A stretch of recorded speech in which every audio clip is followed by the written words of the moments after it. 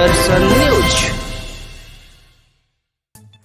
महज 13 वर्षों में ही ताजपुर पुल जर्जर, कभी भी हो सकता है बड़ा हादसा। ताजपुर में दाहन नदी पर बने पुल की स्थिति महज 13 वर्षों से ही जर्जर व भयावह हो चुकी है।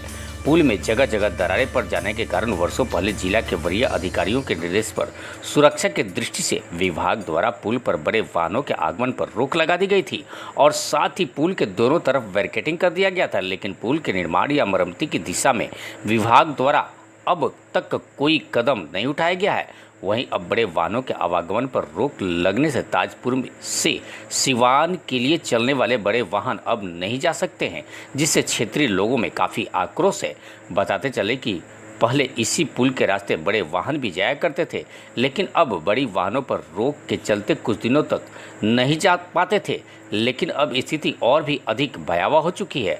कब यह पुल गिर जाए कोई ठीक नहीं है, क्योंकि इस टूटे हुए पुल के रास्ते बड़े वाहन भी जिला प्रशासन द्वारा लगाई गई बैरिकेडिंग को अनदेखा कर चलने लगे हैं। और तो और इस पर स्टैंड की तरह हमेशा छोटे और बड़ी दर्जनों गाड़ियां भी लगी रहती है। भार क्षमता से अधिक के लोड से बड़े हादसे को टाला नहीं जा सकता है। समस्या सिर्फ इतना ही नहीं, स्थानीय लोग के अनुसार शाम के समय उक्त पुल के दोनों तरफ 2 दर्जन से भी अधिक की संख्या में मुर्गा मीट और मछली की दुकानें सज जाती है, जहां उक्त पुल पर सैकड़ों खरीदार की भीड़ लगी रहती है। लोग कहते हैं कि स्वच्छ सुंदर पुल पर कचरा फैला हुआ रहता है। गंदगी फैली रहने से सभ्य लोगों को पुल पर आना जाना गुनाह बन गया है। वहीं स्थानीय प्रशासन मुख्य दर्शक बनी हुई है। माजी से वीर सिंह की रिपोर्ट। क्या नाम है आपका? अशोक सिंह हमारा नाम है। कौन पंचायत?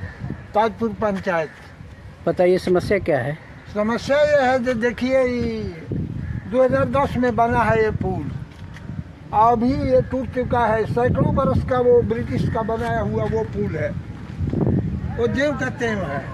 और ये 10 बरस में टूट करके सब इधर उधर बड़े वाहनों का जाना यहाँ बंद है, लेकिन तभी वाहन जा रहे हैं।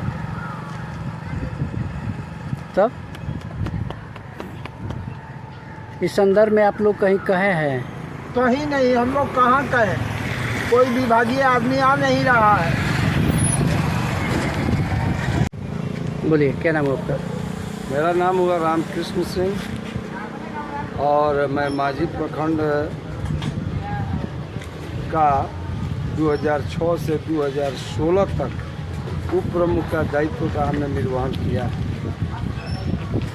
यह पुल माननीय मुख्यमंत्री आदरणीय नीतीश कुमार जी के द्वारा 14 फरवरी 2010 को इसका शिलान्यास उद्घाटन किया गया।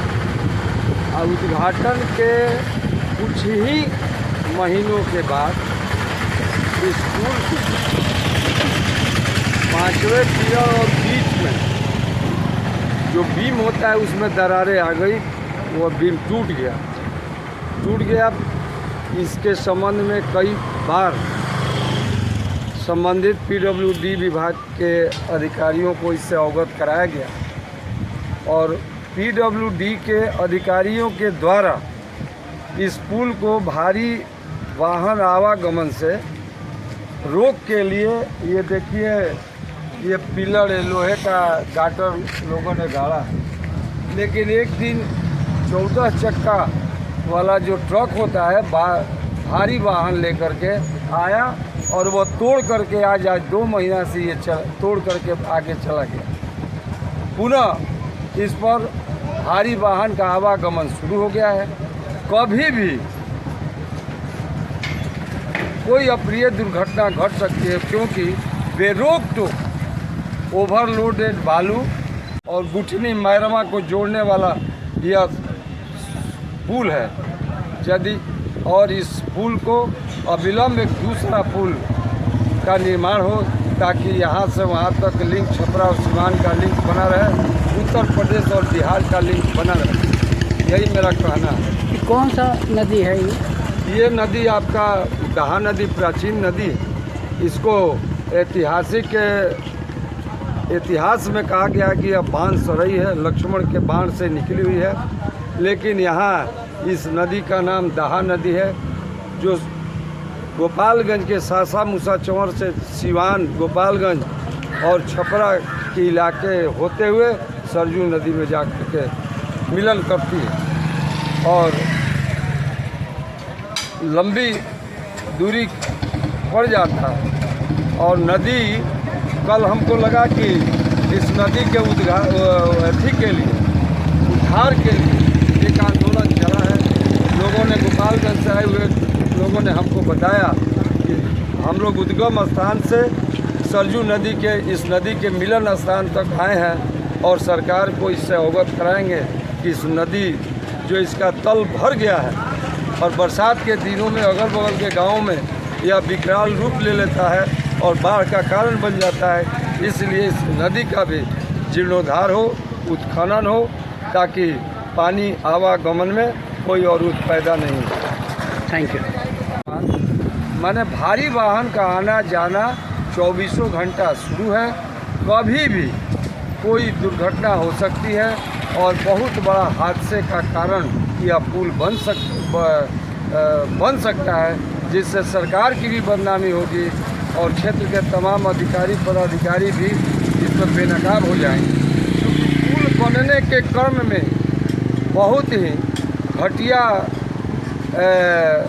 सीमेंट और लोहा और गुणवत्तापूर्वक सीमेंट का प्रयोग नहीं करने के कारण यह पुल उद्घाटन के चंद महीनों के बाद ही 3-4 वो बीम कहा जाएगा देहाती भाषा में, वो बीचों बीच चटक गया है।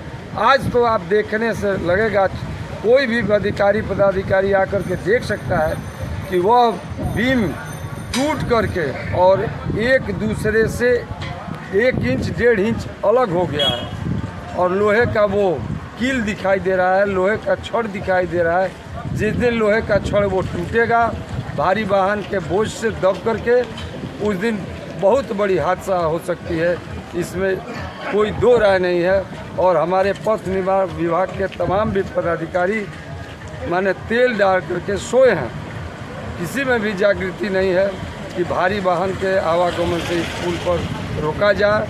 और मैं तो कहूँगा यह पुल सिवान और छपरा का